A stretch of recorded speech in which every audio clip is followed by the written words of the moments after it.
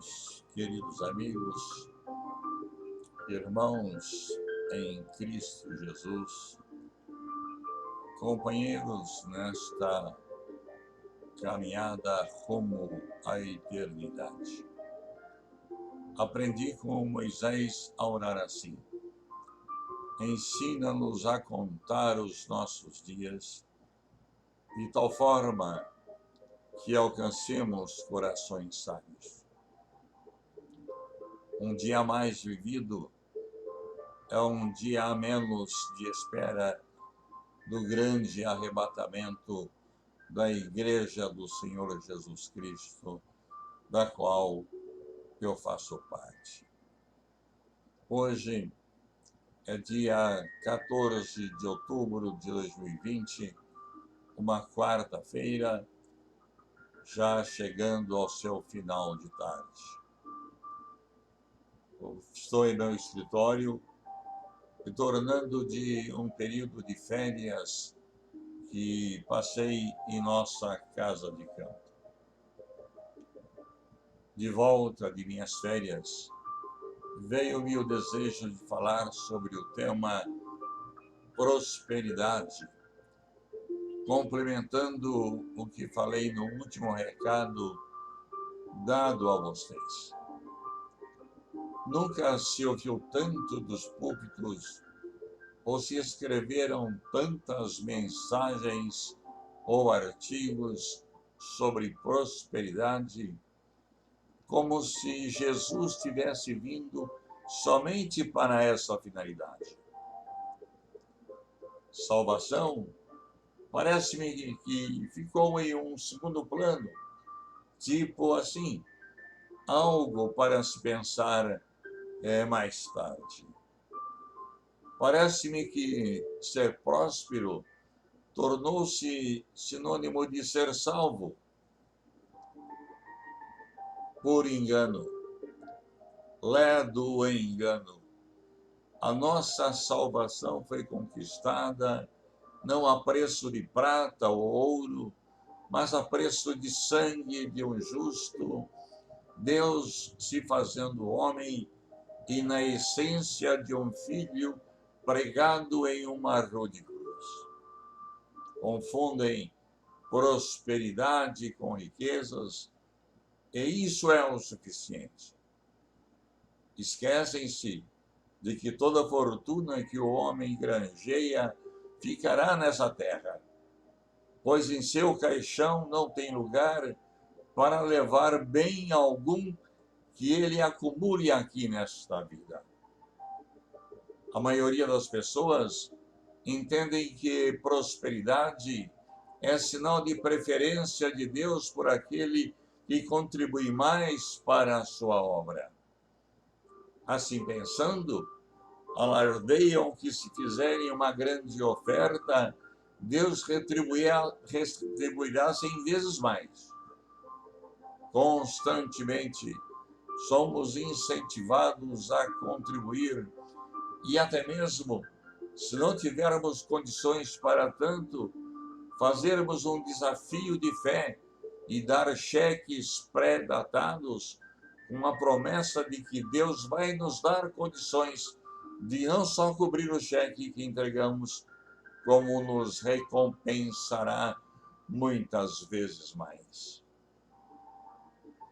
Não duvido que Deus, na sua infinita misericórdia, venha em socorro dos incautos e os ajuda a cumprir o seu voto, embora absurdo. Mas, com toda certeza, esse comportamento não procede de Deus. Já pertenci a igrejas que usam desse caminho para arrecadar mais, sempre mais, nunca se satisfazendo. Não quero aqui estabelecer nenhuma crítica a esta ou aquela igreja que agem dessa forma. Todas as igrejas têm os seus defeitos, pois são compostas por seres humanos. Certamente, tem outros pontos positivos menos conflitantes, porém, O fato ora mencionado é o que mais causa indignação, não só aos que não pertencem a nenhuma igreja, como aos próprios membros. A propósito desse fato, de pedirem cheques pré-datados, já atendi em meu escritório como advogado pessoas que deram seus cheques pré-datados como oferta, cumprindo o voto e não podendo cobri-los, teve suas contas bancárias encerradas. Quando isto acontece, sempre recomendei que procurassem o responsável por aquela igreja e se penitenciasse e pedisse seus cheques de volta. E quando isto acontece, ouvem do pastor que a fé não foi o suficiente para que o milagre ocorresse. Ainda fazem o fiel carregar sobre si a responsabilidade pela falta de fé. Entendo que Deus é racional e, como tal, pede que o nosso culto e nossas ações sejam racionais. Ele não nos pede nada de absurdo, nada daquilo que nós não podemos fazer. Apesar de muitos dizerem que crente, entre aspas, crente é massa de manobra, entendo que, fazendo esta afirmação, estão subestimando a inteligência dos cristãos. Nem todos caem nessa falácia. E os poucos que caem não podem generalizar que todos são iguais. Ouvimos constantemente de cristãos que dão casas, dão apartamentos, dão carros, dão motos, enfim, tudo o que possuem, na maior das vezes levados pela emoção do momento. Creio que não é isso que Deus exige de nós. O cristão deve sim contribuir com a igreja a qual pertence, pois, infelizmente, sem o dinheiro não se paga aluguel, sem o dinheiro não se paga a conta de eletricidade, não se paga a conta de água, não se paga os proventos pastorais e outras despesas mais que o templo necessita para a sua manutenção e a sua conservação. A igreja precisa de recursos para manter a obra de Deus, mas não a todo custo, ou a custo de sacrifício de alguns poucos incautos.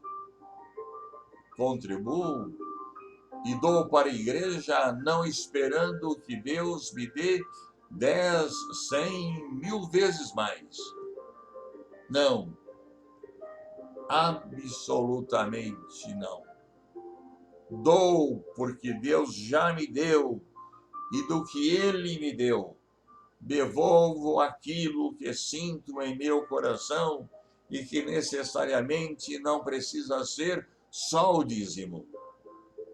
Dou muito mais do que o dízimo, porque Deus me deu antes e me oferece essa condição de poder agradá-lo, retribuindo a Ele o benefício que me fez. O cristão deve dar, sim, seu cheque, apenas e tão somente se tiver fundos, nunca jamais esperando por uma promessa futura que poderá acontecer ou não.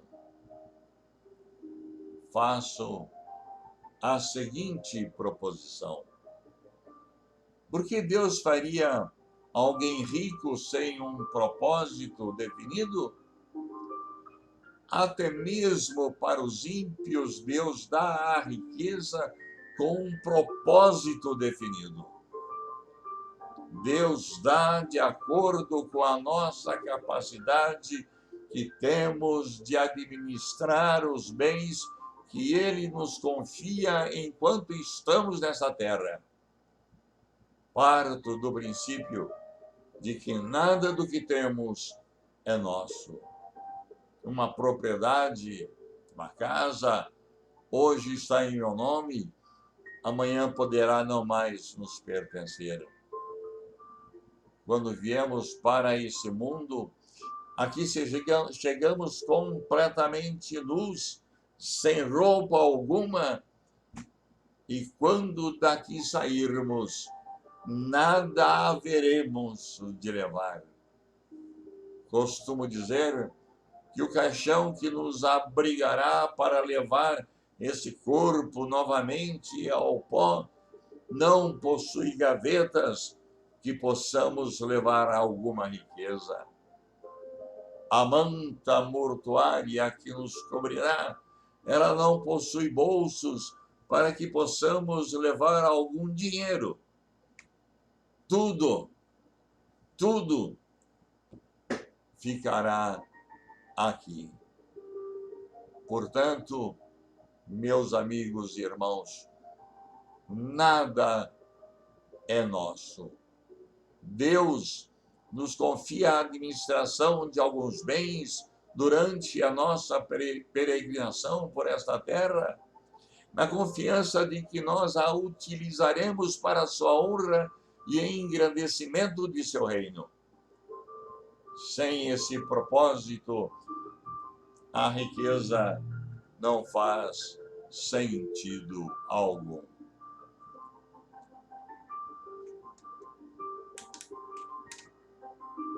Quantos empresários conhecidos nossos que fazem parte dos 10 homens mais ricos do mundo partem sem levarem nada, mesmo porque toda a sua fortuna não foi capaz de livrá-lo do câncer que corroeu sua vida ou de outra enfermidade.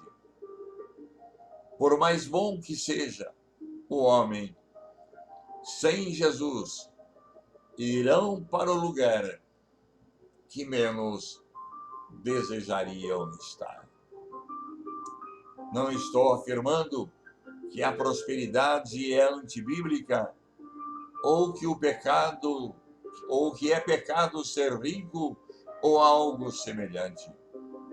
Estou afirmando que de nada vale ser próspero, ser miserável, mesquinho ou algo semelhante.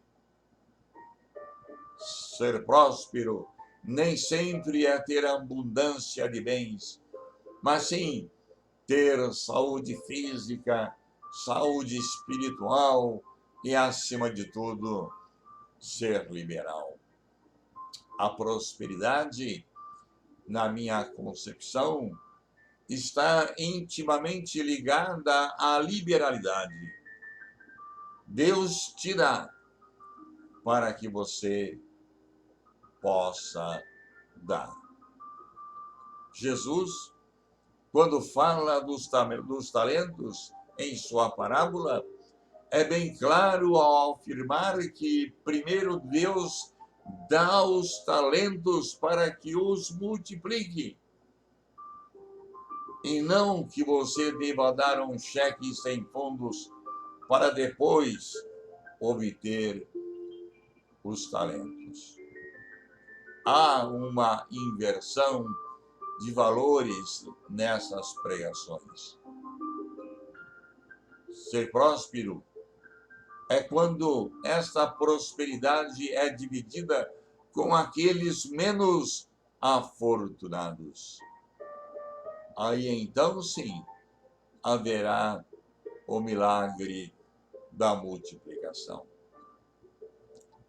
Jesus deixou bem claro este fato quando estavam às margens do mar da Galileia e multiplicou os pães e peixes.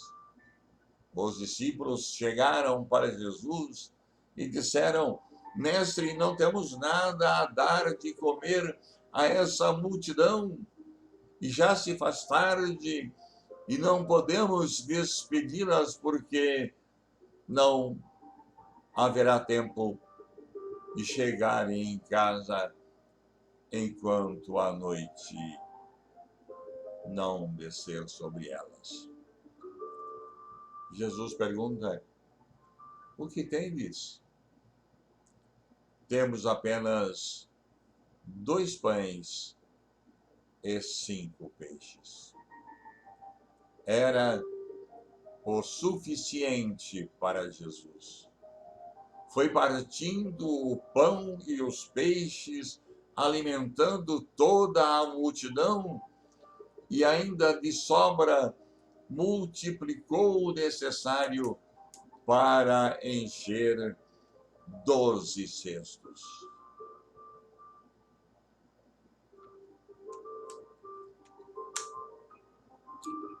Somente quem viveu a multiplicação é capaz de entender o que Jesus fez. O que ele precisava não era de poucos pães e peixes, mas de liberalidade.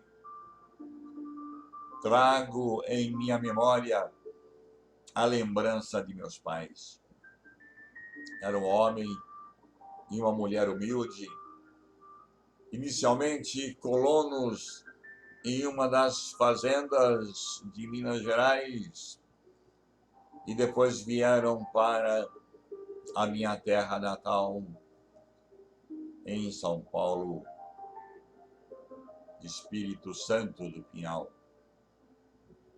E ali vieram a ser operários das indústrias Votorantim e foram trabalhar no setor de fiação, a função mais humilde e difícil que tinha na indústria. Ganhavam um salário mínimo. No entanto, tiveram 2 filhos biológicos, mas o coração deles era grande demais e acolheram mais 4 filhos. Como tratavam dos 6 filhos e deles mesmos, ganhando o que ganhavam, a nossa casa sempre foi uma casa hospedeira de missionários. Nunca nos faltou coisa alguma, porque vivíamos a cada dia o milagre da multiplicação.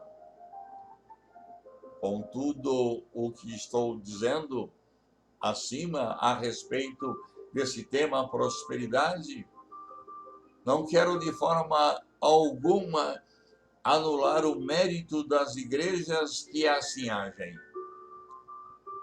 Todas, sem exceção, têm os seus méritos. Todas, sem exceção, têm algum ponto que podemos não concordar. Daí, a grande bondade de Deus que fez com que tivéssemos uma diversidade de igrejas, isto porque sempre haverá uma em que nos sentiremos melhor. Concluindo, entendo que a prosperidade está intimamente ligada à liberalidade. Quanto mais liberais formos, mais Deus nos fará prósperos, porque Ele sabe que pode contar conosco.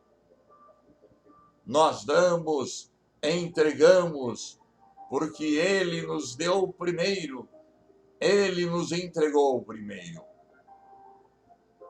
Há algum tempo atrás, estava com minha família em nossa casa de campo. Era a época da colheita das laranjas e esta já estava chegando ao fim.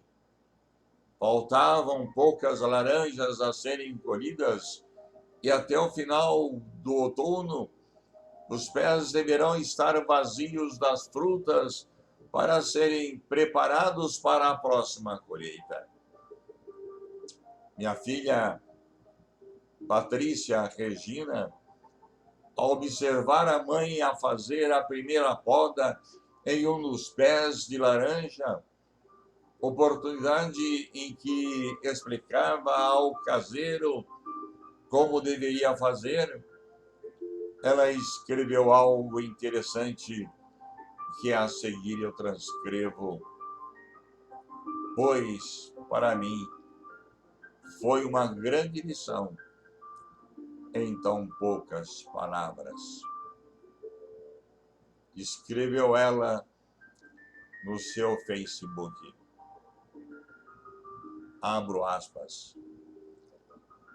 Pessoal do Facebook, estou com minha mãe vendo ela fazer a poda de nossas laranjeiras. Aprendi algumas lições interessantes. Afinal, não podemos perder as oportunidades que Deus nos dá em observar e tirar sérias lições. A primeira lição é que as laranjeiras esse ano deram muitas laranjas, não tantas quanto os outros anos, mas deram o suficiente para nós e para nossos amigos. Assim é a vida.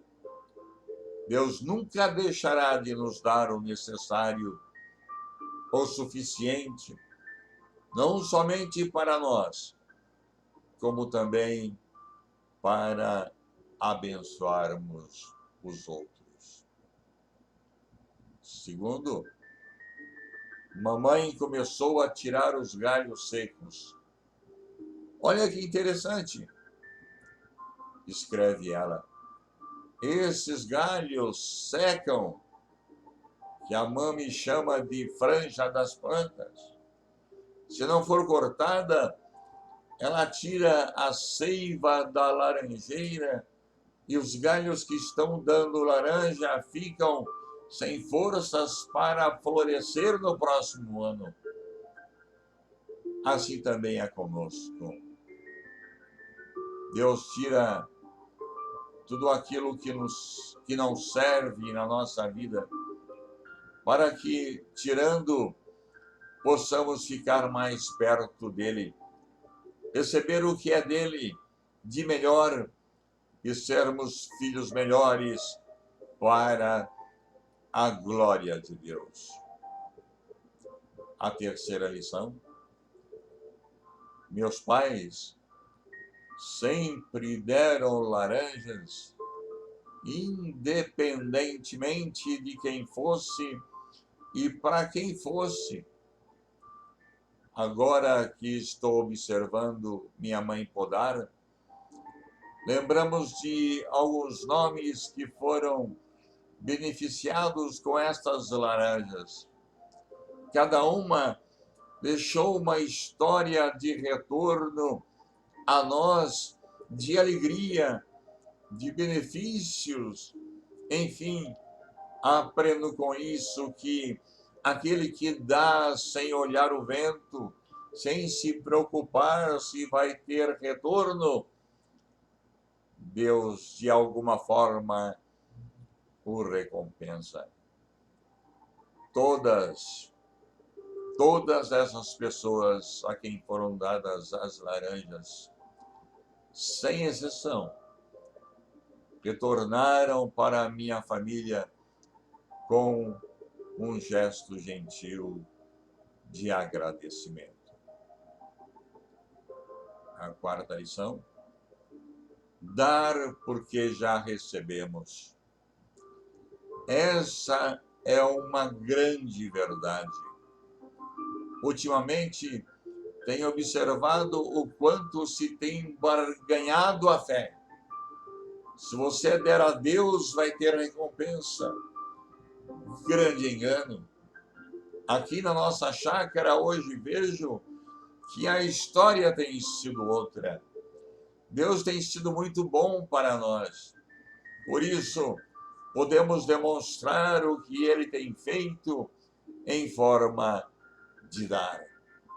Podemos abençoar os outros porque Deus já nos abençoou. E vocês, amigos do Face, podem pensar dessa forma. Qualquer ato de amor que você demonstra, ou ainda qualquer ato de fé, deve ser por você demonstrado não pelo que Deus fará por você, mas pelo que Deus já fez por você. A salvação é plena, a salvação é completa. E por causa da nossa gratidão, expressamos em dar incondicionalmente. E a quinta e última lição, ela escreve assim: eu falo, né, gente? Mas por último, o ano que vem está aí. O que essas laranjeiras vão frutificar, não sabemos a quantia. Só sei de uma coisa: é tempo da poda, de raspar o tronco, de tirar as folhas secas e adubar. O resto é com Deus. Assim é a nossa vida. Outono está acabando. Deus está aparando nossas arestas, tirando as folhas secas da nossa vida, adubando com o Espírito Santo. Nossa vida vai florescer? Claro que vai. Como, quando e de que forma? Ah, não se preocupe. Isso é com Deus. Nossa parte é esperar o tempo de Deus.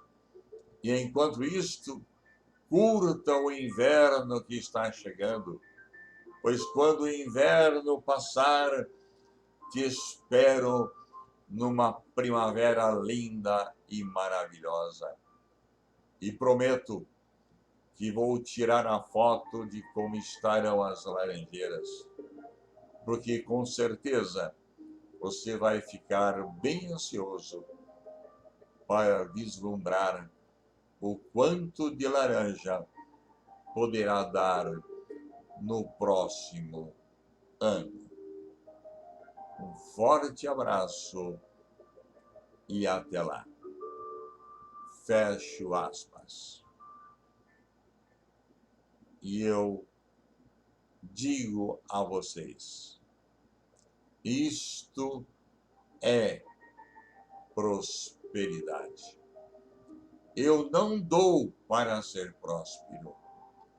Eu dou porque sou próspero. Pensem nisso. Termino dizendo a vocês: o Senhor te abençoe e te guarde. O Senhor faça resplandecer o seu rosto sobre ti e tenha misericórdia de ti. O Senhor sobre ti levante o seu rosto e te dê a paz. Deus te abençoe. E até uma próxima vez, querendo Deus.